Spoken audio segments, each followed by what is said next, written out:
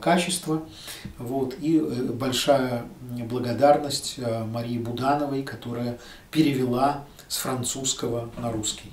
Спасибо, до следующих встреч. Klaus Schwab, bonjour, bonne année.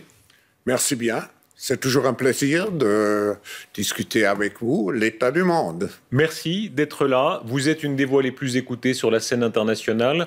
Chaque année, vous ouvrez l'année avec le Forum de Davos. Question naïve, est-ce qu'on a encore le trac après plus de 40 ans? Naturellement, parce qu'on est le hôte de 3000 personnes qui vous donnent leur temps et qui veulent s'engager, qui veulent savoir ce qui se fait dans le monde. Alors vous avez une grande responsabilité. Chaque année, on scrute ce qui va moins bien. Là, visiblement, une très belle cuvée. On dit plus de 50 chefs d'État et de gouvernement. Vous confirmez ce chiffre? Oui. C'est beaucoup. Même plus, oui. C'est plus que dans le passé. C'est plus que dans le passé parce que le monde pose tant de questions. Alors tout le monde vient à Davos pour avoir des réponses, même des réponses partielles. Les chefs d'État, les chefs de gouvernement, les jeunes talents que vous repérez, un Tidjane Thiam, l'actuel patron du Crédit Suisse, dit « c'est grâce à Davos, la première fois que j'ai été repéré vraiment dans le monde ». Comment est-ce qu'on gère le risque, la prise de risque? On devient plus audacieux ou bien plus prudent? Naturellement, après 45 ans, on devient un petit peu plus audacieux parce qu'on a établi une réputation. Ça vous permet de prendre des risques. Alors, on va parler de tout ce qui ne va pas, les crises, les guerres, le terrorisme, les problèmes économiques. Commençons sur une note au contraire extrêmement optimiste. C'est votre livre, vous signez un livre sur la 4e révolution industrielle qui sera rendu public à Davos, sur tout ce qui changera dans les nouvelles technologies. Est-ce qu'en général, on vivra mieux? On a la possibilité de vivre mieux parce qu'on a la possibilité d'avoir une meilleure santé, de vivre plus longtemps, de communiquer mieux, d'éviter les accidents de circulation, etc. Mais la question, c'est comment nous traitons aussi les dangers qui sont liés au progrès technologique. Chacun peut commander, pourra commander votre livre sur Internet. Il y a toutes sortes d'exemples étonnants. Le téléphone portable, c'est l'objet fétiche. Tout le monde pour ça. La révolution technologique, c'est ça d'abord. Vous vous souvenez de votre premier téléphone portable? Oui, ça fait à peu près 20 ans. J'étais un des pionniers. C'était encore les modes des grosses valises ou dans la voiture? Exactement. Et j'étais très fier. Aujourd'hui, au bout de ça, on parle de puces qu'on pourra s'implanter. Ce sera quand, ça? Certainement dans les 10 années à venir. Et d'abord, on va les implanter dans nos vêtements, c'est-à-dire wearables, comme on le dit. Et après, on pourrait s'imaginer qu'on les implante dans nos cerveaux ou dans nos topos. Et à la fin, peut-être il y a une communication directe entre notre cerveau et le monde digital. Ce que nous voyons, c'est une sorte de fusion du monde physique, digital et biologique. On appelle quelqu'un, on n'a même plus le réflexe de devoir prendre un appareil, ça se fait naturellement. La technique continue le corps. Oui, vous parlez et vous dites, je veux maintenant être connecté avec n'importe qui.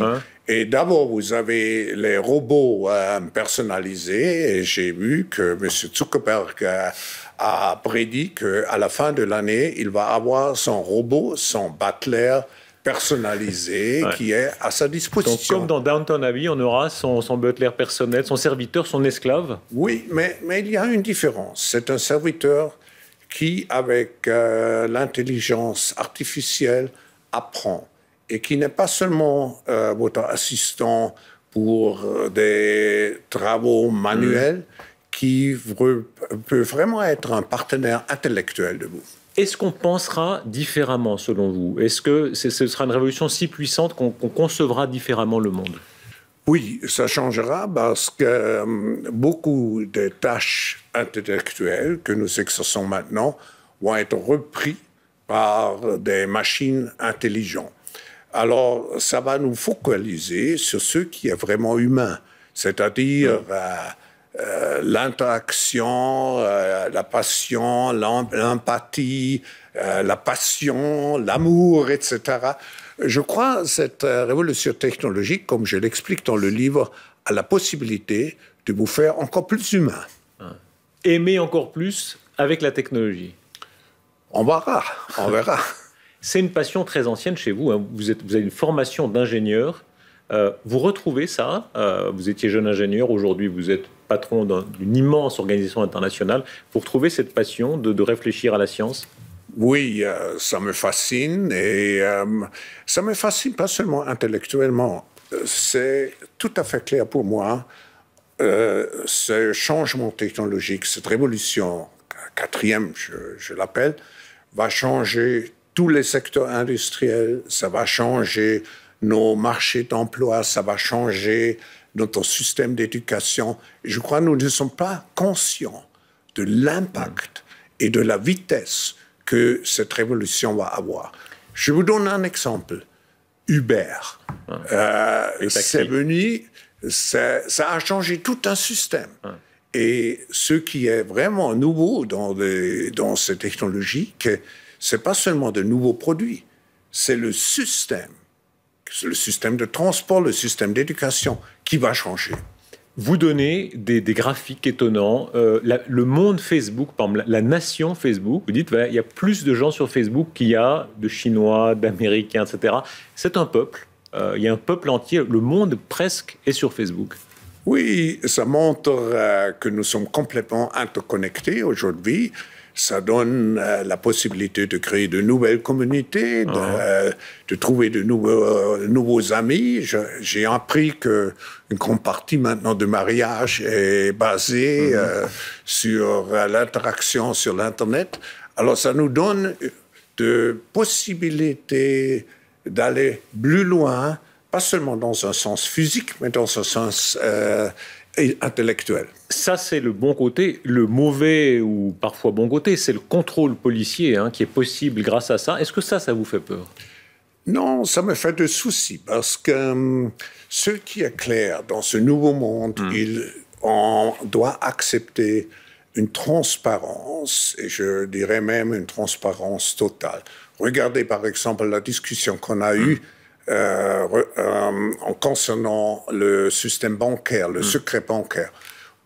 Tout va être transparent.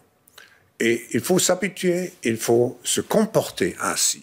Ce qui est important, c'est que ce n'est pas abusé. C'est-à-dire, le système juridique doit être en place pour me protéger contre les abus quand je fais quelque chose qui est correct et qui est transparent. Klaus Schwab, vous parlez au téléphone à Mme Merkel, à Obama, à d'autres. Si j'étais général du FSB ou de la CIA ou du Mossad, évidemment, votre téléphone est sur écoute. Vous y pensez quand vous téléphonez?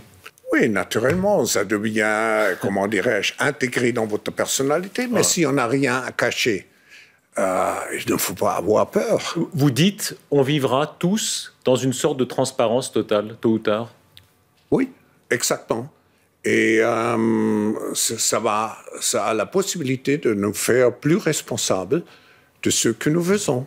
Alors, il y a ce progrès technologique qui est fascinant, et puis il y a la force obscurantiste, ce qu'on a vu à l'œuvre à Paris, les attentats de Paris, le groupe État islamique. Vous d'abord, est-ce que ça vous a frappé, ce qui s'est passé le 13 novembre? Vous avez vécu ça comme une rupture? Oui, naturellement, et j'ai été à New York, par exemple, le 11 septembre 2001. Il y a quelques années, et vous remarquez l'impact d'une telle action terroriste a. Mais ce qui a changé, c'est qu'une personne, et pas seulement une grande armée, peut aujourd'hui faire un dégât énorme. Et il peut le faire, par exemple, dans Cyberattacks, il peut le faire sans être connu. Alors, le monde est devenu beaucoup plus fragile, et nous devrions nous y habituer. Est-ce que vous les comprenez, ces fanatiques? Bien sûr, vous êtes tout sauf ça, vous êtes à l'autre extrême, vous êtes intégrés dans la société mondiale, mais ces gens qui sont contre tout, qui sont contre le système mondial, qui se mettent au banc, qui sont habités par une foi fanatique, est-ce que vous comprenez ce phénomène? Je comprends cela d'une manière générale, c'est-à-dire ce qu'on a aujourd'hui, c'est une bataille entre la modernité et, disons, la peur des gens de ce progrès qu'on voit partout, de ce monde complexe, de ce monde interconnecté. Alors les gens cherchent pour des valeurs simples, et c'est la raison pour laquelle on a une tendance de la fondamentalisation, de la polarisation dans notre monde. Vous faites très attention, hein. Je vous ai souvent observé à Davos d'être d'une certaine neutralité, hein. Les Russes et les Américains sont là, les Chinois. En même temps, vous êtes dans le parti des démocraties libérales. Elles ont gagné contre les nazis, elles ont gagné contre les communistes. Est-ce qu'elles gagneront forcément contre le groupe État islamique? Oui, à la fin, j'en suis sûr, parce que nous avons des vraies valeurs à défendre. C'est la liberté personnelle, ce sont les droits de l'homme, c'est laïcité, etc. Il faut se reconnaître sur ces valeurs, et je crois, là, il y a aussi de force de survivre, parce qu'on a la meilleure côté de l'histoire. La foi, c'est important. Madame Merkel a dit, hein, il faut aussi avoir notre foi, la foi chrétienne notamment, mais enfin la foi dans les démocraties libérales. Les Américains sont très religieux, il y a une religiosité très forte. Ça compte à vos yeux? Oui, parce qu'il faut une finalité, pas seulement dans le sens technique, il faut un certain sens de la vie. Et je crois maintenant, où on s'occupe très intensivement avec les possibilités des nouvelles technologies, il faut un contrepoids. Et le contrepoids, c'est à la fin de se donner un sens qui n'est pas seulement ancré dans ce monde aujourd'hui, mais qui a un sens à long terme, je dirais même éternel. De vous-même, vous diriez que vous êtes croyant? Je crois à un sens de la vie, et je crois aussi que l'homme est une créature extraordinaire. Parce que même avec tous les robots qu'on va avoir, etc., l'homme a la capacité d'avoir des idées, d'avoir créativité, d'avoir déjà la capacité de croire. C'est seulement limité à l'homme. Alors, quelque part, il y a une extraordinarité. Klaus Schwab, quelques mots sur la Suisse. Vous êtes international, mais vous êtes très ancré en Suisse en même temps, depuis toujours. Et puis, chaque année, ou presque, hein, vous mettez la Suisse en tête de votre classement de la compétitivité. C'est une forme de politesse, ou est-ce que vraiment il y a une exception suisse? Non, la Suisse peut être très fière, parce que, comparé à d'autres pays, je crois notre système est caractérisé par une certaine stabilité, stabilité politique, stabilité économique, stabilité financière, etc. Mais je crois qu'il faut toujours se rappeler le mot de Charles Darwin, c'est pas le plus fort qui à la fin va survivre, mais c'est celui qui s'adapte le mieux au changement.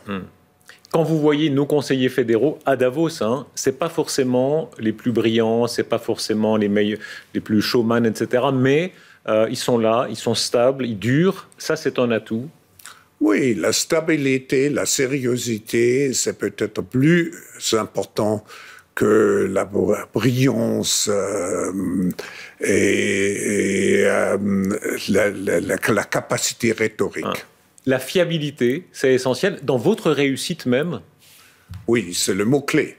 La fiabilité, le mot anglais, je dirais trust. Tout est basé sur la confiance. Dans ce que vous avez construit, vous diriez que c'est la vertu centrale?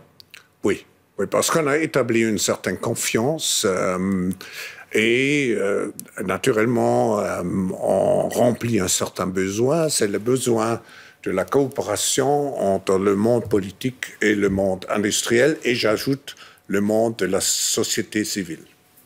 Klaus Schwab, vous n'êtes pas éternel, personne ne l'est. Ça vous fait un demi-sourire. Pourquoi ce demi-sourire? Non, c'est clair qu'on n'est pas éternel, et je sais, vous pensez probablement dans votre cerveau que j'ai 77 ans, mais vous voyez, je sais que je ne suis pas éternel. J'avais, il y a 10 ans, un cancer qui m'a mis beaucoup dans une situation de réfléchir sur la finalité de l'homme. Ça a changé, pardon, votre vision des choses? Oui, à un certain degré, parce que je suis arrivé à la conclusion que je devrais passer la fin de ma vie en faisant aussi bien ce que je fais maintenant. Le temps est devenu encore plus précieux? Oui, mais on n'y pense pas. On vit pour le moment et on essaie de faire le mieux du moment. Dans le Financial Times, pour la première fois de manière aussi détaillée, vous avez évoqué le processus de votre succession. Qui vous succédera? Ce sera quand? Ça va être le bon moment. Et ça va être aussi dépendre de la constellation des personnalités qui sont à la disposition à ce moment-là. Question très personnelle, est-ce que c'est difficile? Souvent, les patrons ont beaucoup de peine à partir, à imaginer après eux-mêmes. Ça a été un exercice difficile pour vous?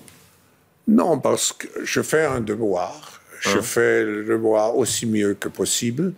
Et si quelqu'un d'autre peut le faire mieux, alors je crois que ce serait ma plus grande satisfaction. C'est pas si facile. Il y a eu des cas dans l'histoire. Le CICR a été fondé par un homme. Ça a survécu, mais enfin, en général, quand un homme est la première, le principe de tout, c'est compliqué. Oui, mais je crois que ça a beaucoup à faire avec la créativité. Et en ce moment, ça me rassure, mes collègues et mes employés pensent que je suis très créateur et trop innovateur. Et je ne freine pas le progrès du World Economic Forum. Mais vous savez très bien, les gens veulent appeler Klaus Schwab, ils ne voudront pas appeler M. Martin ou M. Müller. Qui pour vous succéder? Une Christine Lagarde, c'est un nom qu'on articule souvent. Naturellement, c'est une personnalité pour laquelle j'ai beaucoup d'admiration, mais elle est aussi... elle est occupée. Elle est occupée. Et on va voir plus tard. Et je crois que ce n'est pas Klaus Schwab, c'est aujourd'hui l'institution. Parce que le World Economic Forum, avec son nouveau statut comme organisation internationale, est devenu un facteur clé dans le système international. Et ça va, j'espère, continuer au-delà de ma personne. Christine Lagarde, femme vraiment bilingue entre deux mondes, entre l'Europe et les États-Unis, connaissant vraiment le forum à fond. Il n'y en a pas tellement que ça. On se dit que c'est un profil quasi idéal pour vous. Oui, c'est un profil, mais il ne faut pas maintenant trop se questionner sur l'avenir. On est en présence d'une grande réunion et on a beaucoup de plans pour les prochains mois. Je m'occupe de cette question quand le temps est arrivé. Les femmes, puisqu'on l'évoquait à l'instant, Nicole, votre fille, a publié plusieurs livres sur la question. C'est une question qui vous occupe aussi. La gouvernance par les femmes, ça change quelque chose? Oui, le Forum était un pionnier. Nous avons publié le premier rapport mondial sur la parité des femmes et des hommes dans toutes les fonctions clés de gouvernance, gouvernement et industrie. Mais je crois que ce qui est important, c'est pas seulement de voir cette parité. Je crois que ce qui est important, qu'on inclut beaucoup plus de la fémininité, pas seulement des femmes, de la féminité dans la prise de décision aujourd'hui. Parce que ça nous fait plus humains, ça nous fait plus sensibles. Vous dites une chose étonnante, la robotique, la technique a un côté tellement masculin qu'il faut la compenser par les femmes, c'est ça? Exactement. De quelle manière? En intégrant plus de femmes dans la prise de décision, dans les organisations. Vous les avez pratiquées beaucoup, ces femmes, à tous les échelons, mais des femmes de pouvoir. Hillary Clinton, Christine Lagarde, on l'évoquait, Angela Merkel, beaucoup de chefs d'État maintenant en Europe, en Amérique du Sud. Est-ce qu'elles pensent vraiment différemment? Oui, mais le système les force très souvent d'adopter des traits plutôt masculins. Et je crois il faut, comme j'ai dit, il faut d'abord intégrer les femmes et il faut aussi accepter le comportement féminin dans nos entreprises, dans nos systèmes étatiques, etc. Klaus Schwab, la réussite du Forum économique de Davos, c'est quelque chose qui dépasse l'entendement à bien des égards. Les ficelles, vous avez toujours été très discret sur le sujet. Comment on gère, par exemple, un réseau comme le vôtre? De manière un peu vulgaire, ça fait un peu voyageur de commerce, on dit réseauter. Évidemment, c'est pas ça. Comment tenir un agenda en ayant tant de contacts, en les maintenant avec les années? Quel est le secret? Parce que ça donne beaucoup de plaisir, pas de rencontrer ces gens. J'ai souvent dit que je ne suis pas un animal social, je ne suis pas un network, on ne me voit pas dans des soirées, etc. Oui, vous n'êtes pas mondain, vous êtes protestant, on peut dire ça. Vous avez été marqué par cette culture-là, assez austère, et le monde entier vient chez vous.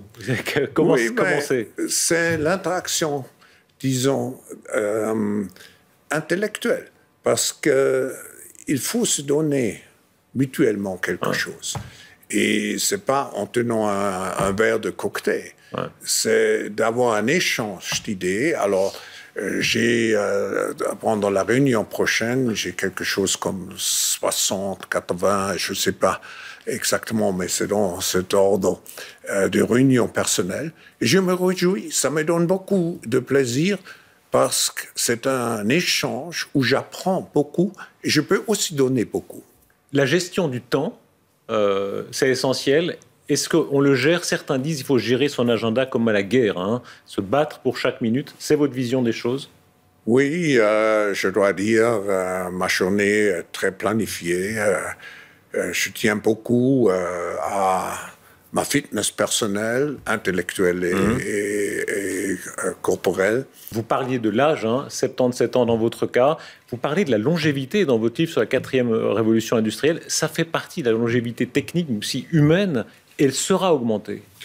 Oui, je crois que ça montre que nous ne sommes pas tout à fait préparés pour cette nouvelle révolution, parce que on dit maintenant chaque bébé qui est né en Suisse va avoir une espérance de vie de 100 ans. Mais toute notre pensée est encore fixée sur ces 65 ans.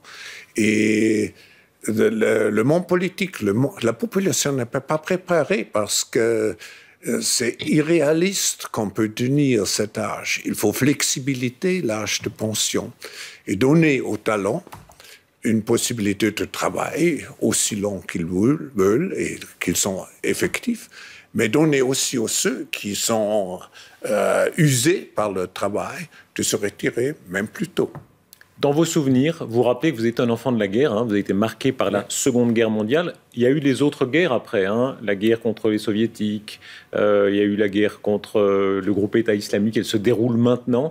C'est l'état naturel de l'humanité, la guerre, on en sortira un jour? Non, parce que c'est lié à la question de la recherche de pouvoir. Et je dirais, on vit maintenant dans une nouvelle époque, parce que jusqu'à maintenant, on avait, après la guerre froide, on avait un pouvoir supérieur qui a gardé tout sous contrôle. Aujourd'hui, c'est un petit peu comme dans une grande famille, le patriarche devient vieux, il se retire, et il y a tous les enfants qui commencent maintenant à se quereller, et c'est la situation dans laquelle nous sommes. Ça veut dire que le monde aujourd'hui est plus dangereux à certains égards que pendant la guerre froide? Plus dangereux et plus fragile. Et c'est aussi une raison pour laquelle un lieu de dialogue comme Davos est utile, parce qu'on y donne une possibilité de dialogue. Klaus Schwab, un dernier mot personnel, la comédie humaine, vous êtes un des hommes qui l'observe au plus haut niveau, hein. Chaque année à Davos, vous voyez des puissants, parfois ils restent, parfois l'année suivante ils ne sont plus rien. Il y a ceux qui essayent de se faire inviter, ceux qui n'en sont pas. Quelle conclusion personnelle vous avez tirée pour vous, la leçon? Un Balzac aurait écrit sur un sujet pareil. Quelle leçon vous tirez de tout ça? À la fin, ça se répète toujours. Je me souviens quand j'étais probablement le plus jeune participant de Davos. Maintenant, je suis parmi les plus vieux. Mais ça a toujours un aspect humain, mais je dirais un aspect humain positif. Les gens, à la fin, ne sont pas méchants. S'ils ont une bonne éducation, s'ils ont l'environnement propice, je crois que l'homme, en principe, est bon. Et il faut que, notamment dans cette révolution technologique, nous mettons notre avenir sur ce qui est positif, un esprit de positif, et qu'on ne voit pas le monde seulement d'une manière cynique, d'une manière défaitiste. Klaus Schwab, merci. On vous lira. La 4e révolution industrielle, votre livre se commande sur Internet, et le forum de Davos qui ouvrira cette année 2016. Bonne année, merci beaucoup. Merci bien, M. Rochepin.